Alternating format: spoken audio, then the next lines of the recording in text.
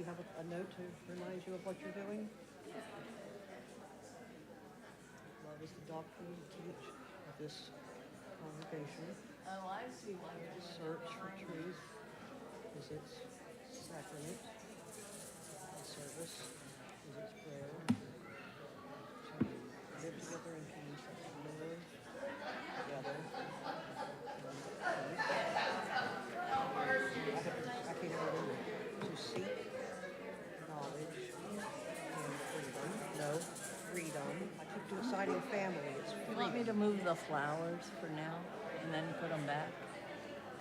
That would be nice because she's going to be signing I with me know, this morning. because I figure if you're there, if you're either one, if you move up a little, they'll see you better. And the candles won't matter, but the flowers will. Okay, she says just to seek knowledge and freedom.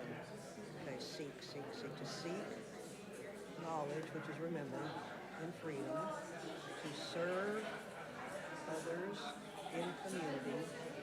Thus do we congregate with one another. You got it? Do you need this paper copy also? Yeah, I'll take it. We could probably both have a copy of it. Yeah. Is there another piece of plain paper around here anywhere?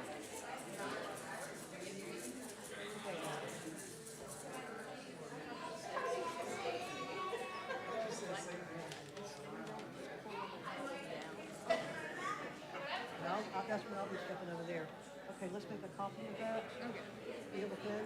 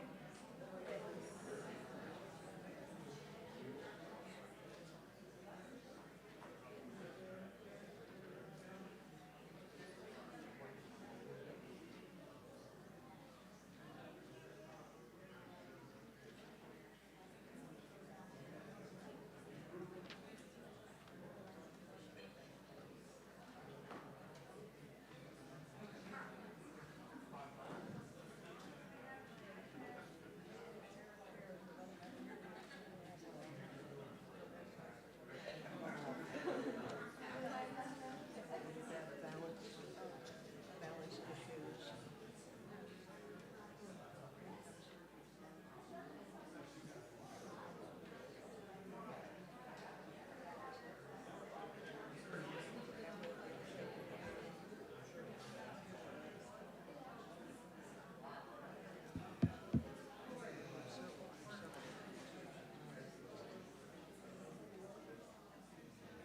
Oh, come on.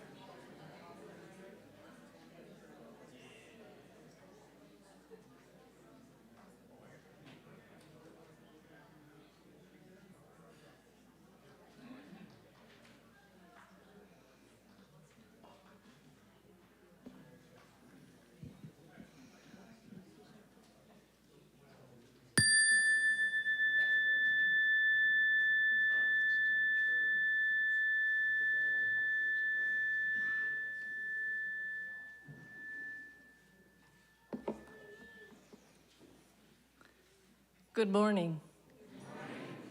We invite everyone to find seats and prepare for this morning's service.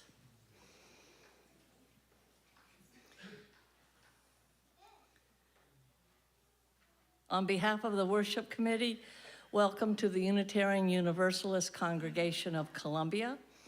My name is Connie Quirk, and our minister is Reverend Stephen Robinson. We stream all Sundays services on YouTube and Zoom. You are always welcome to join us in any way that you can make it here.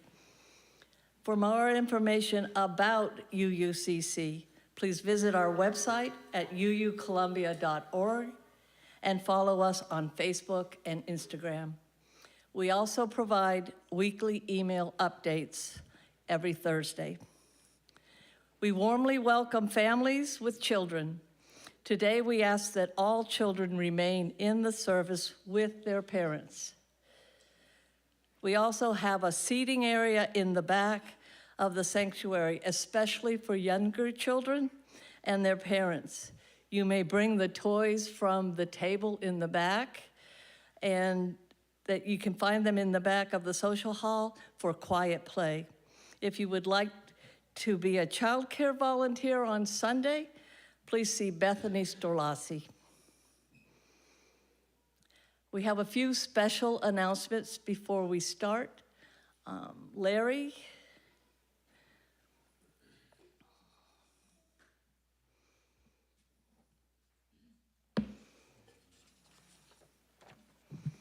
Just wanted to give a little progress report.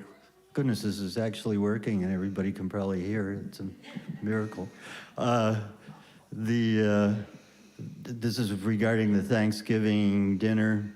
First of all, Jim Kimmler will not be available, but he's been an incredible help and I want to give him credit. He gave me all the important things I needed to know to get this done. And then Renee Dantes and Abigail Brandon have been immensely helpful. So far we have 32 people coming, and they tell me we'll need 3 turkeys, a hamstring, and a, I don't know, some tree, I suppose.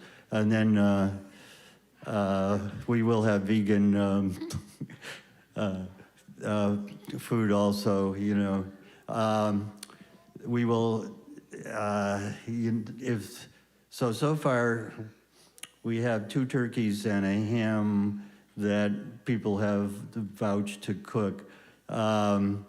We still need 1 more turkey. If anybody wants to cook it and bring it, fine. Otherwise, I'm gonna pick one up. So, I don't know, on the street somewhere. No,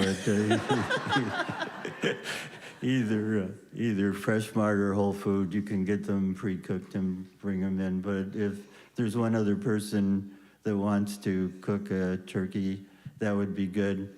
There'll be 3x5 cards, and it's not absolutely compulsory, but everybody's always asking, oh, how do you make that? And, you know, what is that? And is it edible? And so if people wish, they don't absolutely have to. You can go incognito, but if you wish, you can on the card, and we'd appreciate it if you'd, you know, just write your name, what it was you cooked or brought, and leave it by whatever it was that you brought in, so people don't have to ask me what the devil was that. And so I think that's it. We'll have sign up again today, and then Abigail was kind enough to put some posters, and they're up somewhere kind of talking about what we're doing. And thank you, everybody. Thank you, Larry.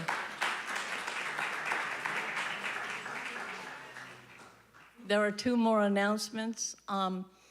The Guest at Your Table program that we do every November for 4 Sundays starts today. You will see that we have a box for donations, and we have envelopes. And on the tables out there, we have all the recipients, the programs, and the people themselves that the UU Social Committee has chosen this year. And they're the ones that are, we provide the money for these programs, and they provide them all over the world. So that's one thing that's happening. And the other one is Families Helping Families, which is, again, another program that we do every year at this time. And I know this is an incredibly busy time, but the Social Action Committee chose 2 families with children and 2 elderly. And if you came in through the social hall, you'll notice there is a tree with paper bulbs. And they have a name of one of the children or one of the adults and their wish list. And anyone who is willing to take one and buy the gifts. You don't have to buy everything that's on the list, but you can see us. You sign what you have so we can make sure that by the end, and again, this will be 4 Sundays. Every gift has to be in by December 8th because they all have to be delivered by Saturday, December 14th. So Sunday the 8th would be the last time. So thank you very much for sitting through that. And so now for the prelude.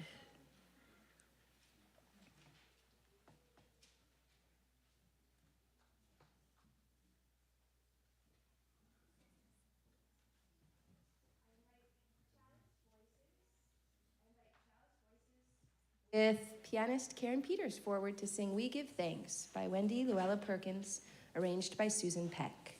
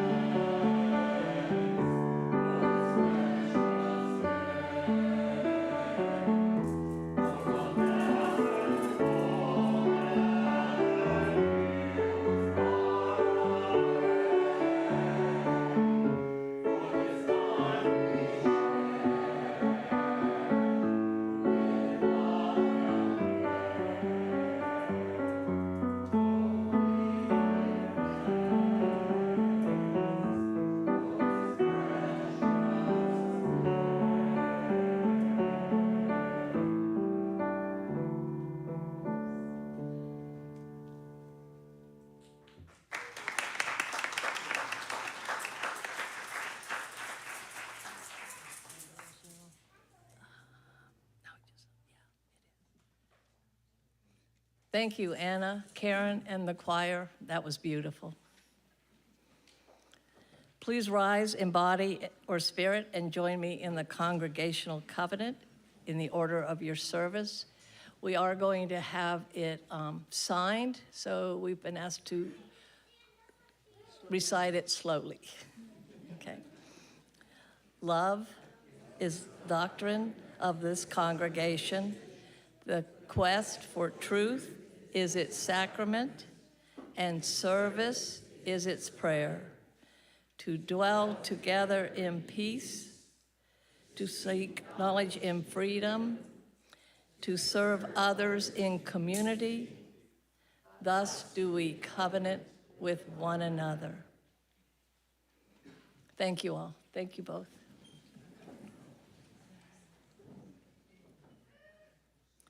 Unitarian Universalism is a diverse and non-creedal religion. Our community is founded on deeds, not creeds. We are a covenantal religion, meaning we don't all have to believe the same, to treat each other the same. With respect equity, compassion, and dignity.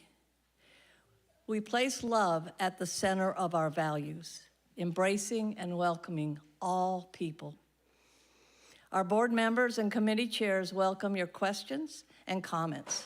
Board members wear green name tags.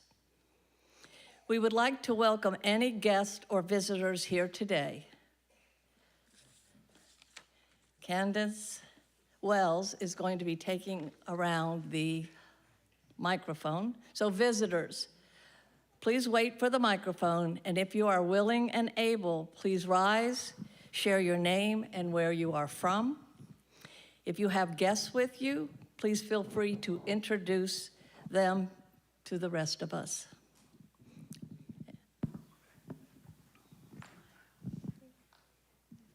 I have some friends gathered in the back. They didn't want to sit in the very front with me and Luna. I can't imagine why. It's a little bit happening up here.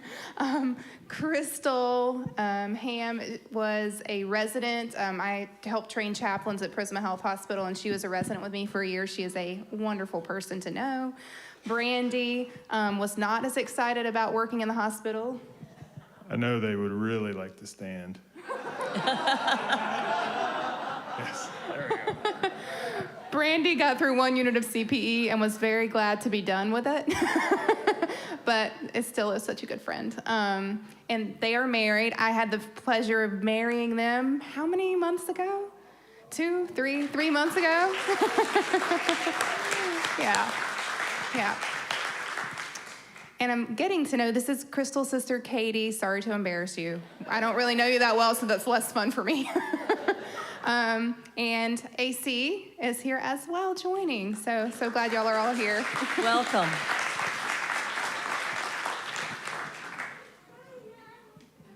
Do we have any other visitors?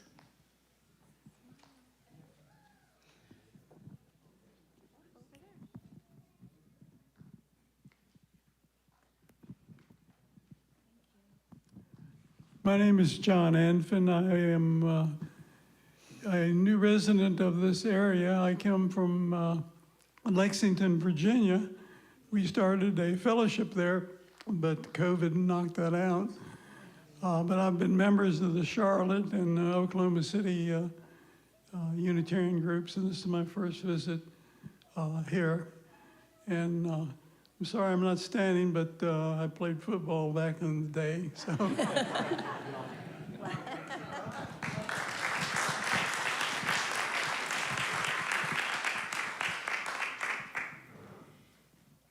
Thank you, Candace. I think that is Cadence, sorry.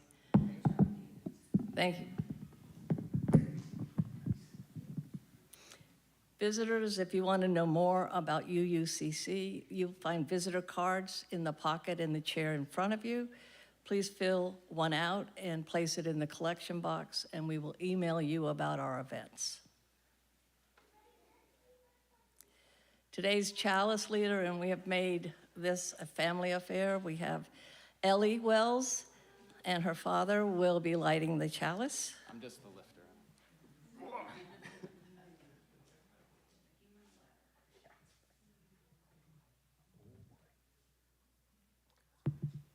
Spirit of light and life, come unto us. I invite you to join in singing our opening hymn in the gray hymnal, number 349, We Gather Together. Please rise in body or spirit to join in singing.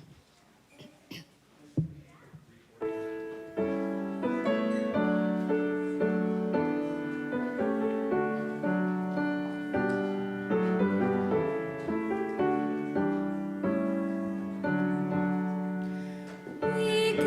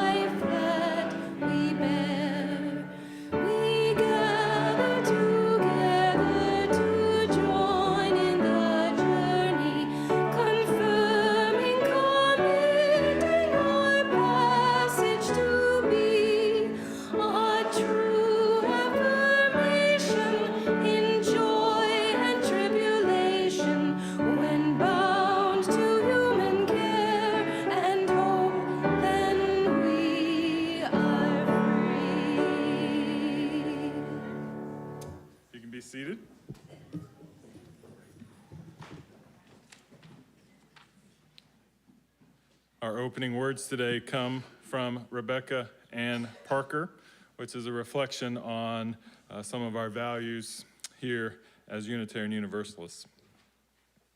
Reverence and respect for human nature is at the core of UU faith. We believe that all the dimensions of our being carry the potential to do good. We celebrate the gifts of being human, our intelligence and capacity for observation and reason, our senses and ability to appreciate beauty, our creativity, our feelings, our emotions. We cherish our bodies as well as our souls, and we can use our gifts to offer love, to work for justice, to heal injury, and to create pleasure. Just to be a blessing, just to live is holy, writes Rabbi Abraham Heschel. Unitarian Universalists affirm the inherent worth and dignity of every person as a given of faith, an unshakable conviction calling us to self-respect and respect for others. This time I invite our children to join me down front for the story for all ages.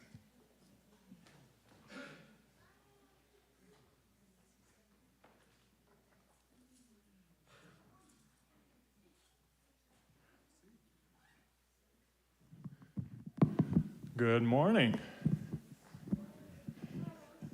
Hey.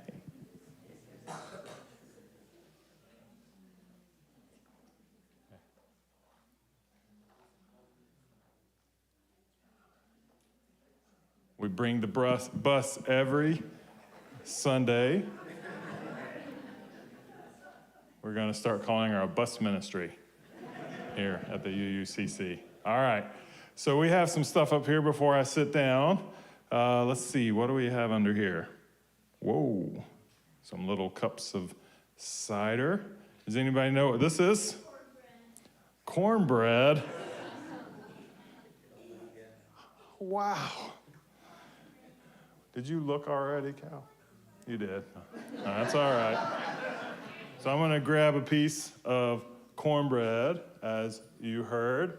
So, everybody see this? This is cornbread. We're having a very special service today called Cornbread Communion. So, in just a few minutes, you're going to have a chance later in the service, as soon as Reverend Stephen stops talking later in the service, which is what the big people are thinking too. You're going to get to have some cornbread and some warm apple cider. So, we look forward to tasting these things. So, this is cornbread. Anybody ever made cornbread before? Yeah? All right, so what are some of the ingredients of cornbread?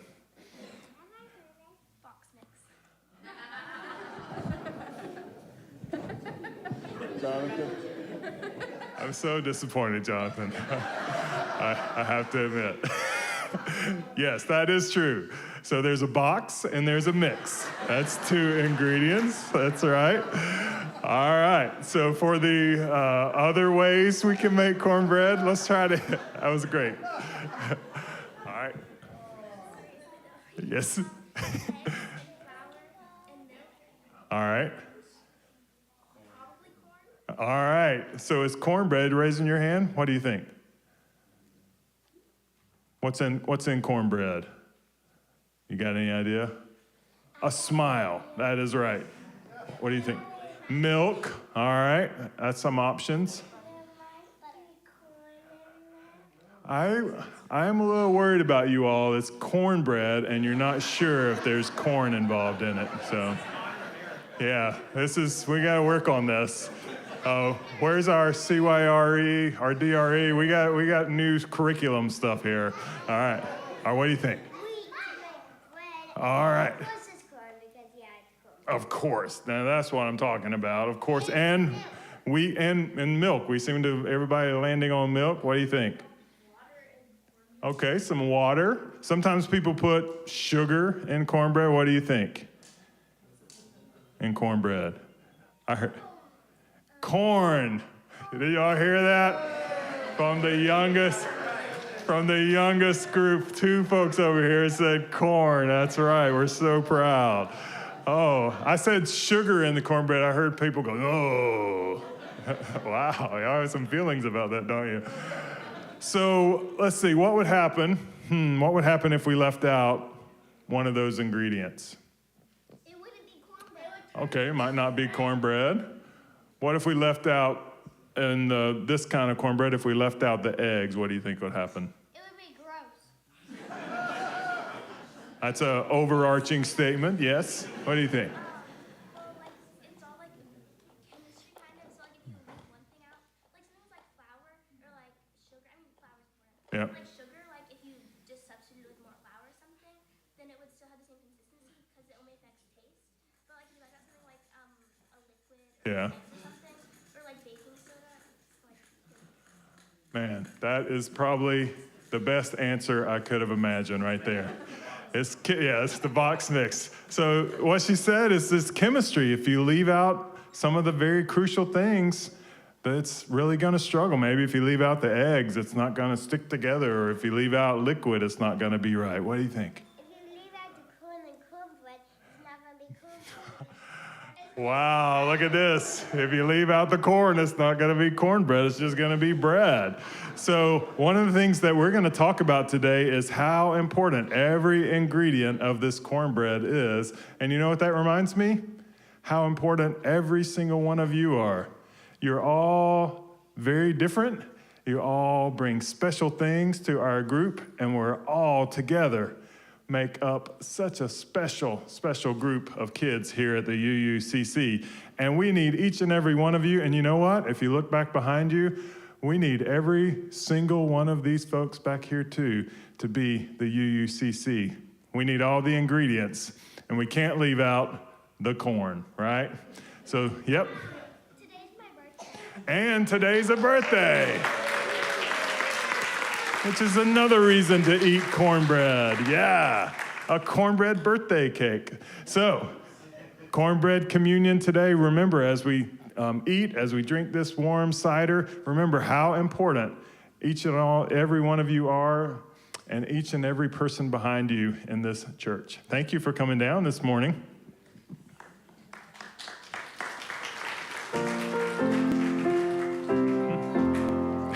Happy birthday to you. Happy birthday to you. Happy birthday, dear Sophia. Happy birthday to you.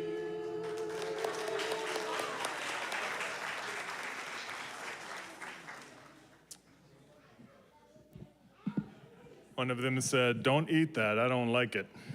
So, just so you know, that's not universal for everyone. You get to try it. So.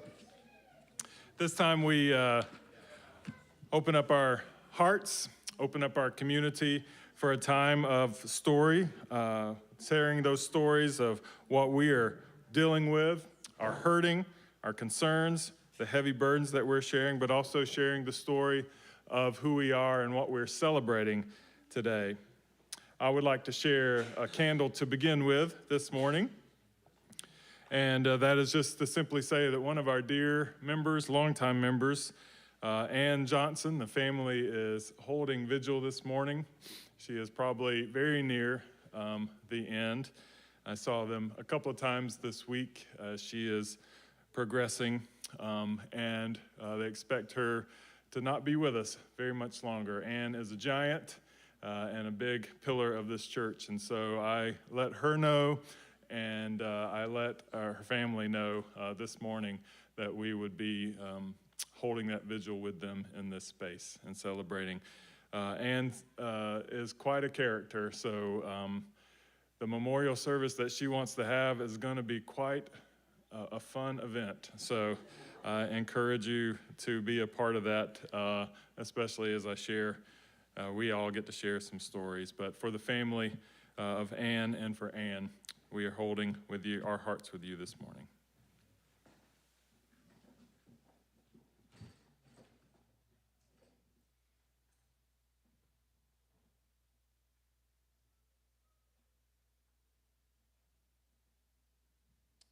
If you have a candle you would like to share, I invite you to come and do that at this time.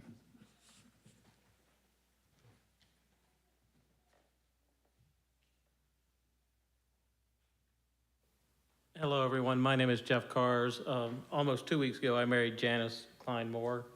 And I just, and of course, we're celebrating that, but I wanted to get up here and offer thanks and praise to a church community that supported her through some very dark times and continues to support her and continue to provide a pillar for our family. I don't want to miss anyone, but I especially want to call out Chuck and Bud Astley for what they put forward, but to everyone, and just know that you have a very caring and loving church, and it does have impact in the community.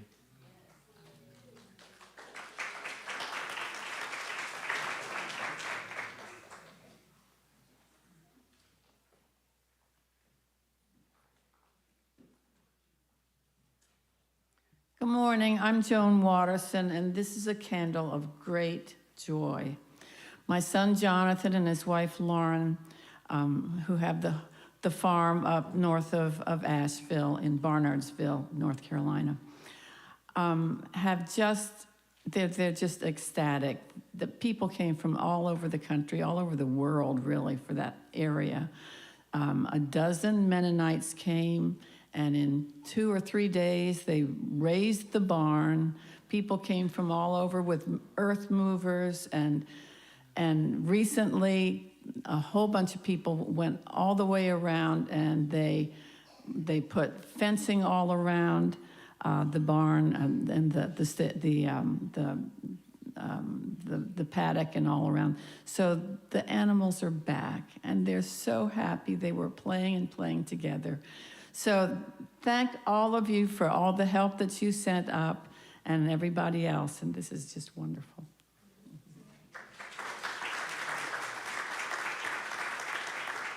And we're going to have Thanksgiving up there.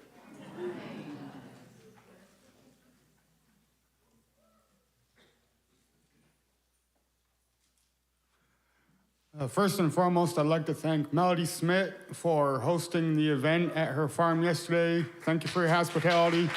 We all had a great time. Thank you, Sarah Emily, for organizing the ritual, and thank you for the CYRE for partnering with this event we had yesterday.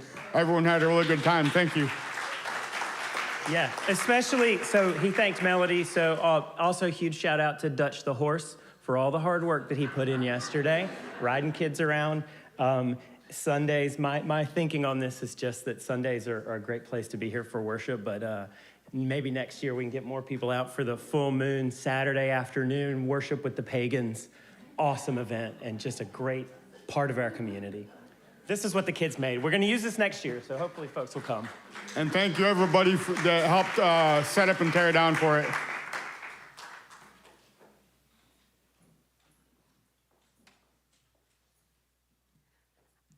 Yes, I also want to thank Melody so much for giving so much of her time and her resources to pull this off, and to the CYRE for partnering with us.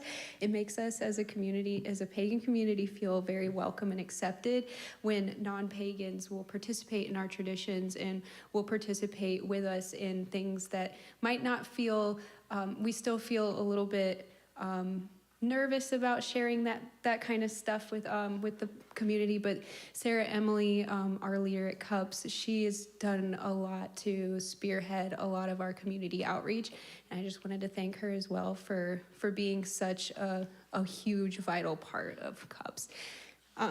And also, I wanted to kind of take the vibe down a smidge and just say we've had some people who haven't been able to come to CUPS for personal tragedies, and I just want us to kind of keep them in our prayers, especially Pam Schuster. She experienced the loss of her grandmother recently, and we want to make sure that she feels loved and supported. And we've lost a couple other people just from personal things that I don't think they would be comfortable with me sharing here. So let's just keep good thoughts for CUPS. Thank you.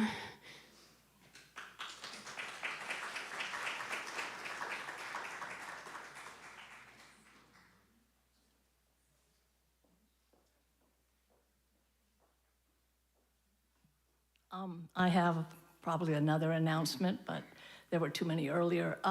This Tuesday at 6 o'clock, there will be a More Justice meeting here in our social hall, and it will be represented by about 12 different congregations that are in More Justice Network right now. More Justice is a network of religious, faith-based congregations that are racially, geographically, economically, all diverse. And there's a number of us that represent 5 different committees here in this congregation who have joined for this year and are pursuing whether it's something that the congregation as a whole should come to. It's about working with all these other congregations, researching what are the biggest problems in our community and how can we get our representatives to commit to doing some of the work. So if anyone is interested in knowing a little bit more about it, please come Tuesday at 6 o'clock.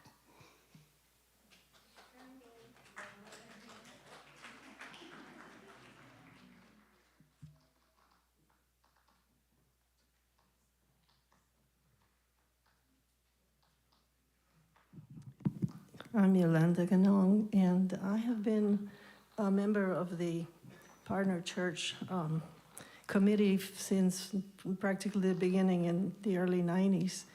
And it has been tremendous joy to be part of that group that connects with a small congregation in Transylvania where Unitarianism was born, in Transylvania, Romania.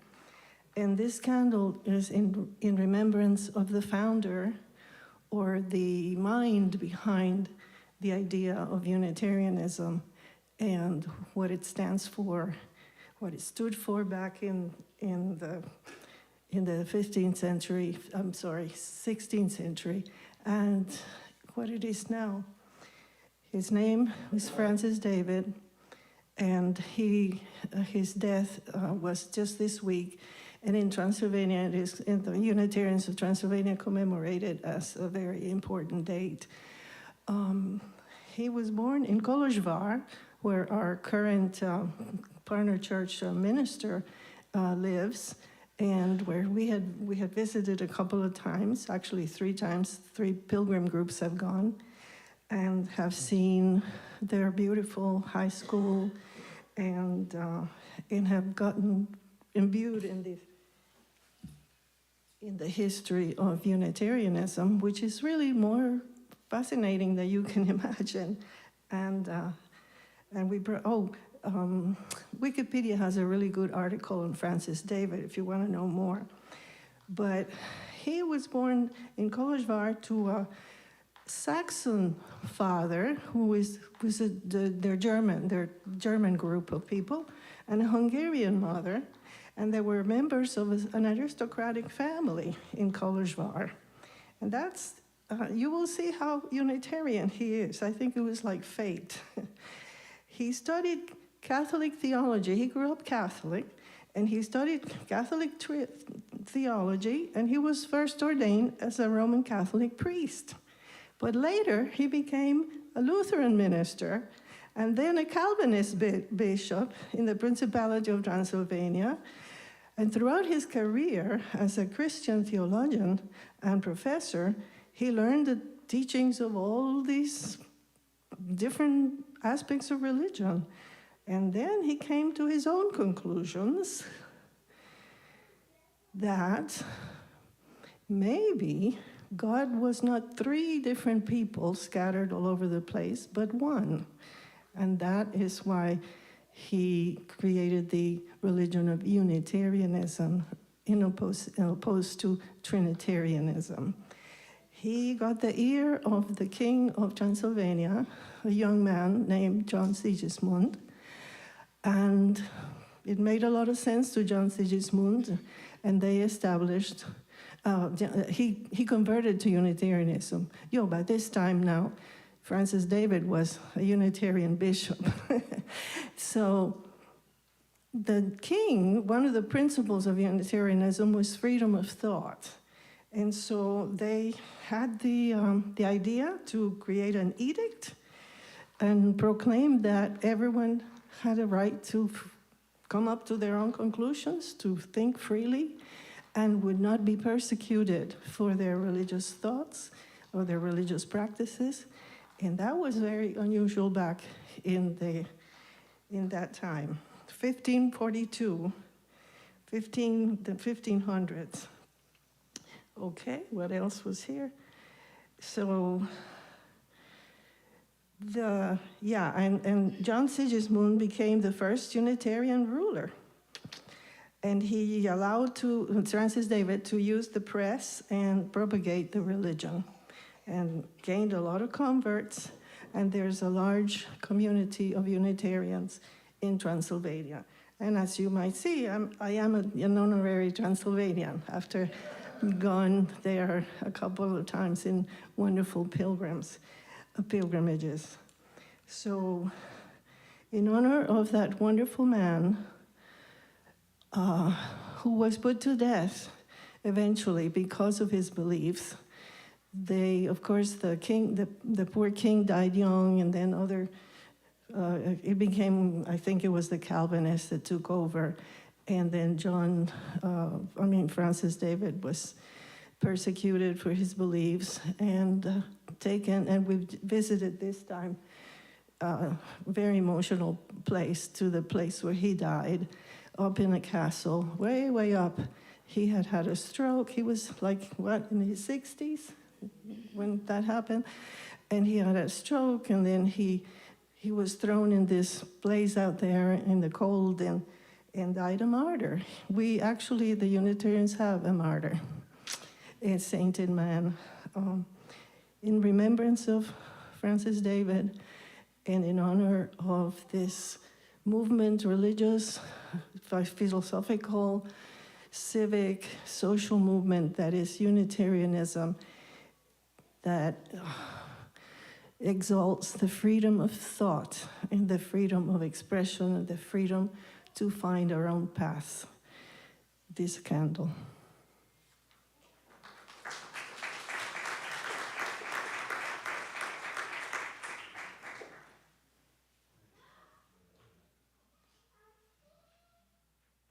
Thank you, Yoli.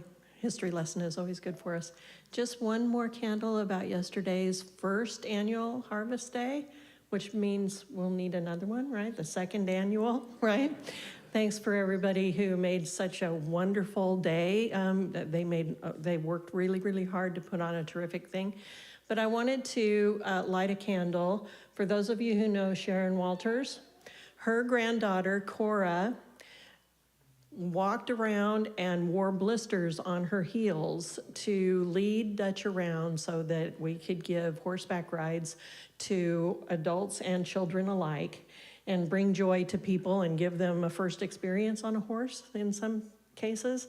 And so for those of you who know Sharon, please reach out to her, let her know what an extraordinary granddaughter she has. That was a lot of responsibility yesterday, and she made it look easy. So I believe in giving credit where credit is due. So this is for Cora.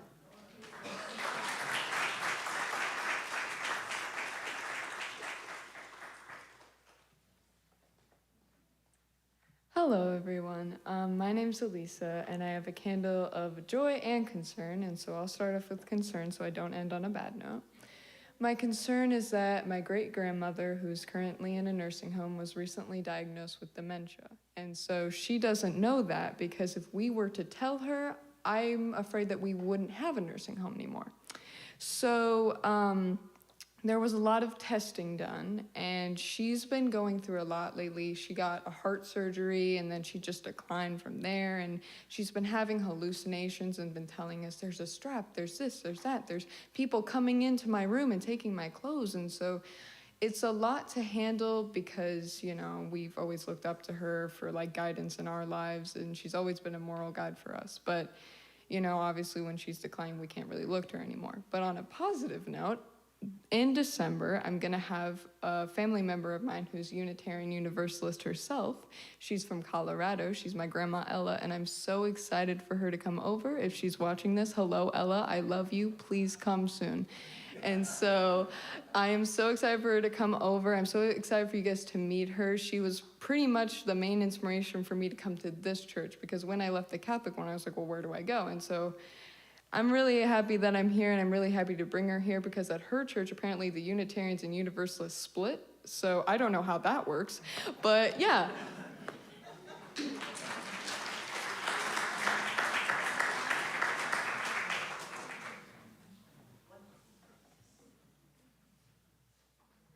Hi, I'm new here. As you probably could tell, I don't even have a candle, so I'll have an imaginary one right here. But I did want to say too that for me, a concern and a joy that I have is I was able to visit the West Bank in Palestine for much of October. But I did want to take a moment just to ask you to lift them up in prayer. I've been continuing to get updates from them since then, and a lot more people have lost, even people that we visited have lost their homes due to the continued demolitions in Jerusalem, as well as the rest of the West Bank. In particular, Alice Kaseya and her family, they uprooted a lot of her trees today. She's in Bethlehem, and her home was taken over by settlers, and they're trying to get their land back. We've also made contact with a girl named Malak, who lives in the north of Gaza right now. And she's actually given speeches to a Muslim group here in Columbia, South Carolina, as well as a Quaker Second Hour. And I've been really inspired by how those communities and people in the communities have begun to lift her up. Our representatives are very familiar with her. They've actually, their staffers have met her virtually because she has gone virtually to talk about Gaza. So I just want to ask y'all to remember them as they continue just to fight both for survival and for hopefully a better and a more just world. Thank you.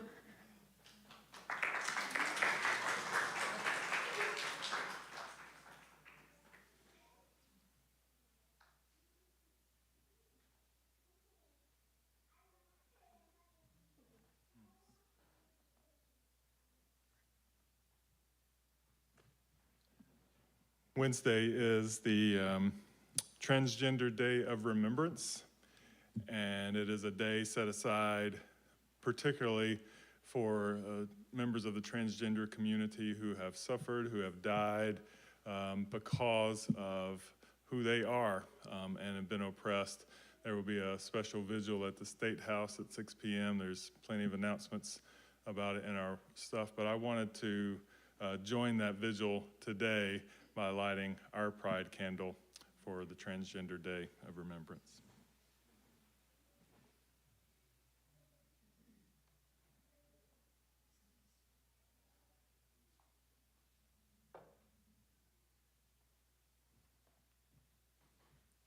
And of course, we take just a second for those silent things that we are holding this morning and invite you to take a few deep breaths and remember all that you've heard, all that's been shared.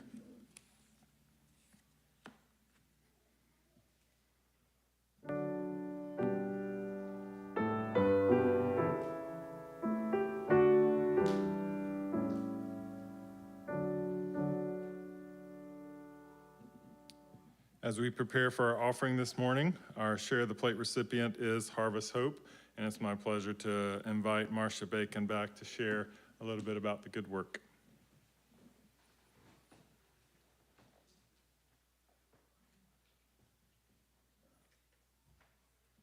Thank you. It's good to be back. For those of you who weren't here 2 weeks ago when I was with you, just a little reminder that Harvest Hope is the largest food bank in South Carolina. We serve 20 counties from Greenville all the way to Marlboro, down to Orangeburg, kind of up there. And so we have 3 locations here on Shop Road, one in Greenville, one in Florence. And then we have around 350 agencies that work with us. So we are the bank, and we get the food out to all of those agencies who get it out to their communities. Because obviously someone from Marlboro is not gonna come to Florence to try to get food. So the Greenville and the Shop Road locations are the 2 that have the emergency food pantry. So I wanted to tell you about a young woman who came to us after the hurricane. She had come with her 2 young children to Shop Road needing food. She had come from Florida. She had lost everything. She had come up here to be with her sister, who also had 3 children and still didn't have power. She was trying to put her life back together again and came even without her ID. And we require an ID for people to get food. But our emergency food pantry director has a huge heart, and she helped her to get a week's worth of food. She and the volunteers put it all together for her. And for at least a week, while that young woman was putting her life back together, she didn't have to worry about putting food on the table. That's the kind of things that we do at Harvest Hope. We also have our backpack program that gets a bag of food into the backpack of children in schools who don't have enough that weekend. They can't wait till Monday because they're gonna get breakfast and lunch again. And so we have a backpack program that goes across those counties. We have a lot of churches that support that. We have senior boxes that gets food out to seniors once a month to give them extra help. We have holiday boxes this time of year. Some churches will buy those to give to the local Meals on Wheels program to get it out to those people who they just want them to have a little extra at this time or just to have enough at this time. Your generosity is huge, and we just thank you so much because your support makes all of this and more possible. So thank you, thank you, thank you.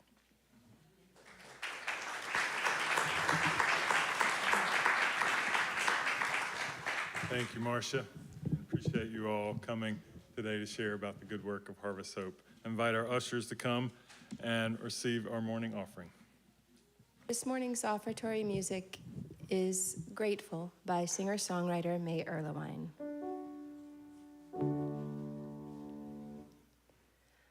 I'm gonna cry all alone in this room. Don't ask me why. It's just that I need to. I'll feel the sorrow, I'll feel the pain,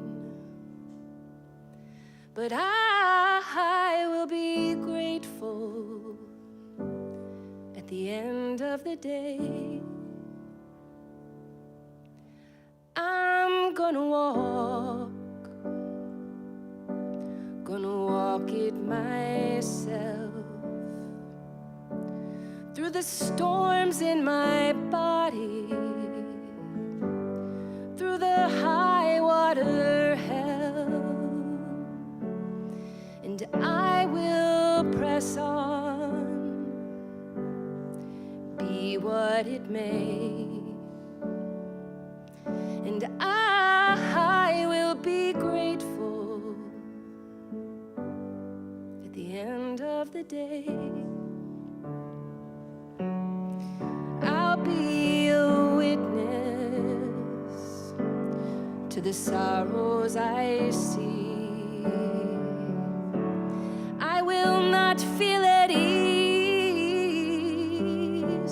I will not feel at peace when the world leaves me sleepless. Then I'll be awake,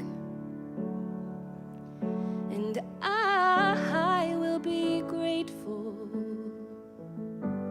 at the end of the day.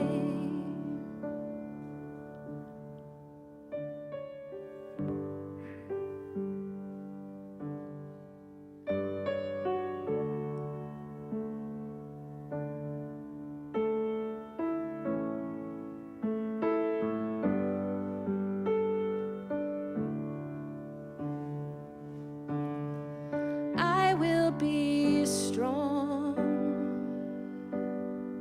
and stronger still, torn from my hopes, worn from my will. When I speak my truth, you'll hear me say that I am grateful at the end of the day. I will be a mother. I will learn to teach.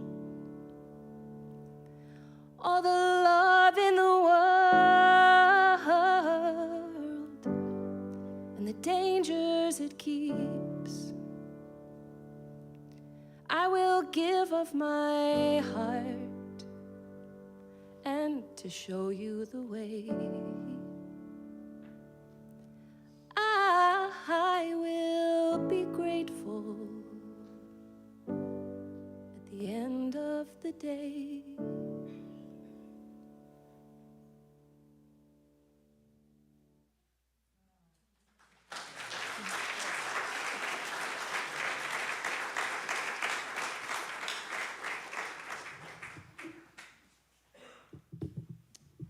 Receive our offering, symbol of our commitment to our good work. Thank you, Anna. Beautiful. Our Cornbread communion, it's kind of like we were talking about the harvest celebration. We can name it an annual thing that we do, and it has been for a long time, but I don't think we have done a cornbread communion since at least 2018, maybe prior. COVID really limited things that we do around food especially, and so we are so excited to bring back this experience of cornbread communion, recognizing that the time of the harvest is a time to be grateful, and a reminder that we are connected to the earth in that gratitude.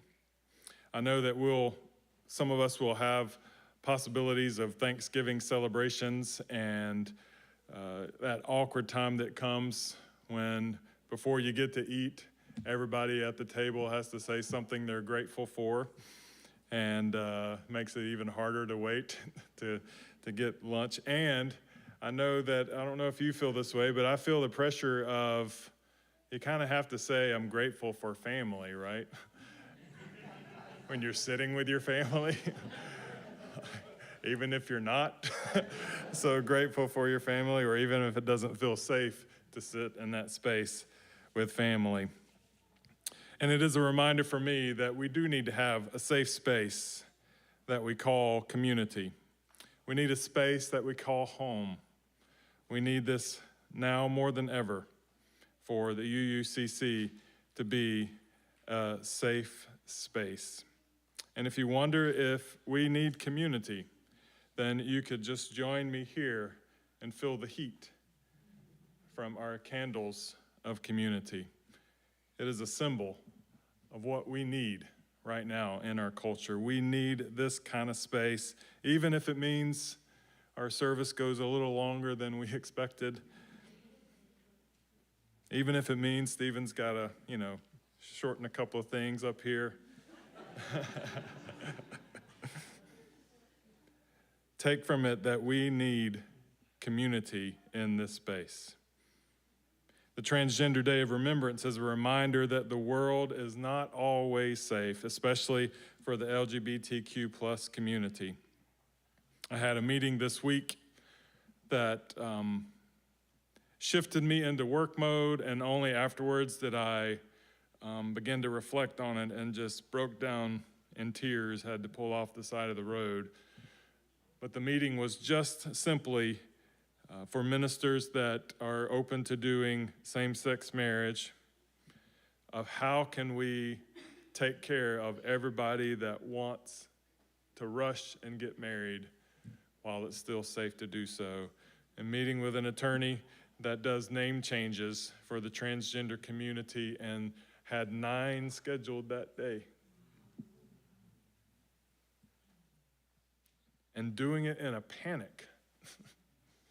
Why? How have we gotten to this space where it's no longer safe? The culture around us has gotten less safe for immigrants in our community, and I've seen reminders of people to think about protecting themselves. Our schools don't feel like safe spaces. And so in the midst of this culture and where we are, the community of the UUCC has got to take seriously. And I know we do, but even more so, how do we become an important place, a healthy and a safe space for our community? And then to think about, when we're a community like this, how do we keep this particular community healthy and safe? And I think we have to start with the principle that every person matters. Just as we talked about with the kids with the cornbread, that every ingredient matters, every person matters here. And that has to ground us. The uniqueness, the gifts that each person brings to this community. With every person that comes, our community becomes a more diverse and a rich place. With every person that leaves us, we feel the profound loss. And I don't know if you know this or not. This may come to a shock to some of you, but we don't always get along here. I bet you didn't know that, did you? You think about the UUCC, we say every Sunday that we center ourselves around love. You know, we get in some pretty good fights here. And I'm not saying that's something to be proud of, but it's something to be proud of. Because how could you gather a group of people and say that every person gets to think for themselves? We encourage everyone and respect to give their truth and their meaning to the equation of what we are creating here. We recognize that we are, even though we're trying to be, we call ourselves everything except a church. We look like a church.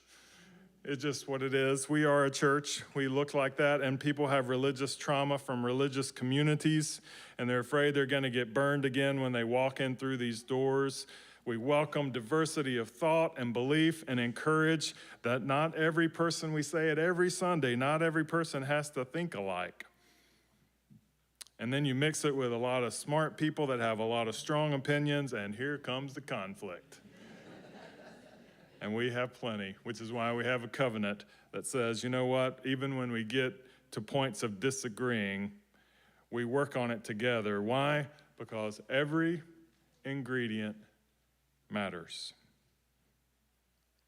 And that is the symbol of our Cornbread communion today. That is the symbol of what I invite you to as we celebrate this humble feast of gratitude, to recognize that every ingredient in this place matters. This tradition of Cornbread communion reminds us that each of us brings something important, something special to this community, and without each and every one of you, the cornbread would be lacking something critical. Just ask about the chemistry and you will find out. We are all needed to be a part of the whole. So it's meant to stir the feelings of home.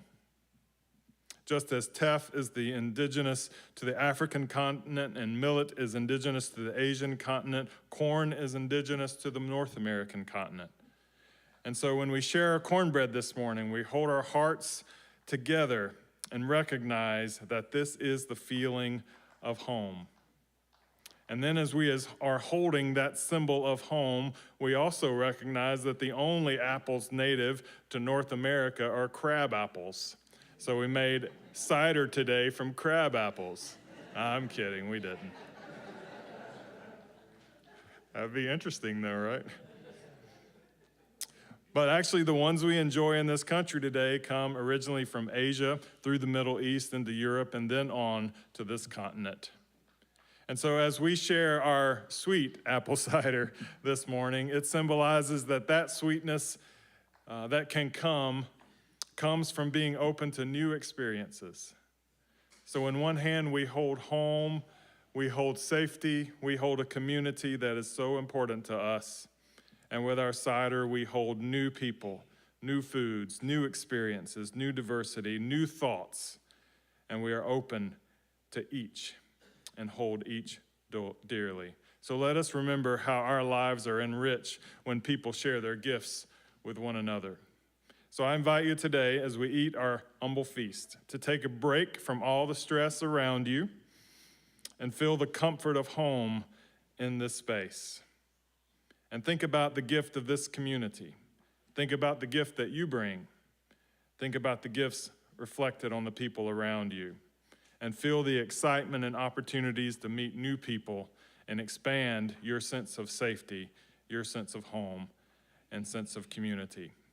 This is not a formal, more like Christian communion. This is an opportunity to come and grab a piece of cornbread, grab a cup of cider, and head back to your seat and enjoy it together with those who are sitting on the row with you. So we do have some different options of cornbread. We have vegan, we have gluten-free, we have different types of cornbread. They're all labeled up here. So at this time, I just invite you to come.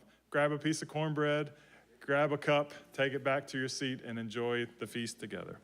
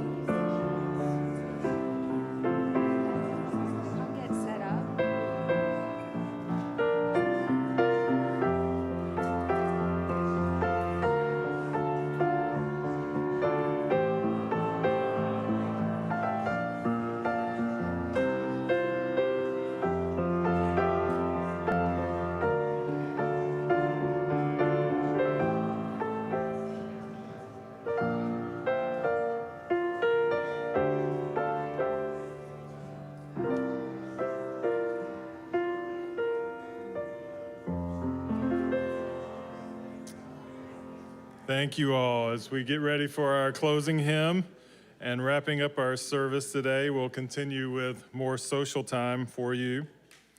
But as you're sitting there, if you're still holding the cornbread and cider, or if you're still tasting it and feeling it in your being, I just invite you to think about, for all that is in our life, all of these good gifts, all of the people around you that create this great community, we offer our gratitude.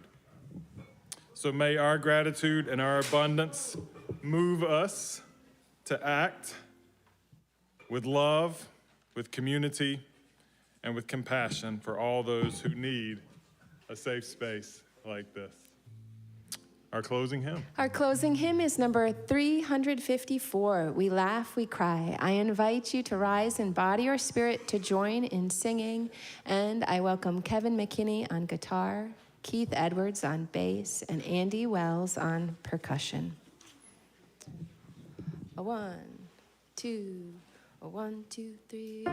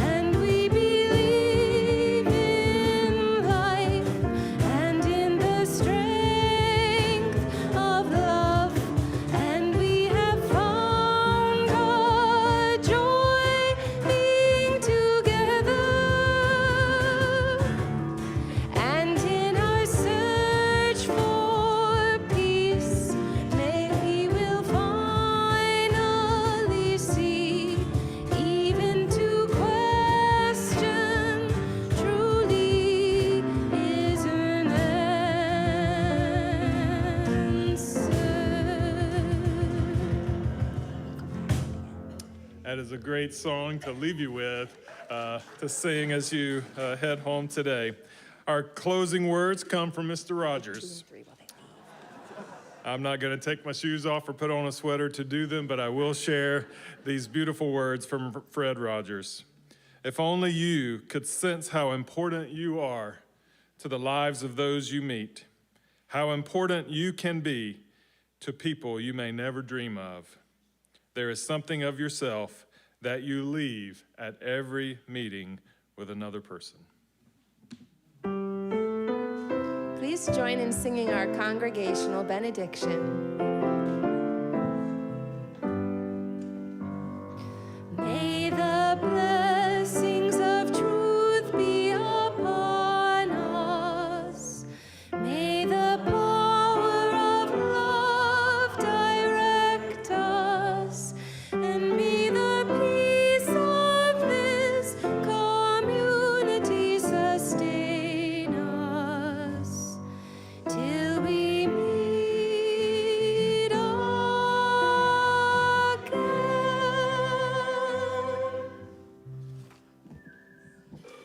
Big thanks to everyone who made cornbread, who made cider, and then noticed that we might be running low and made some trips up here. Saw Connie and Shane doing some helpful work back there.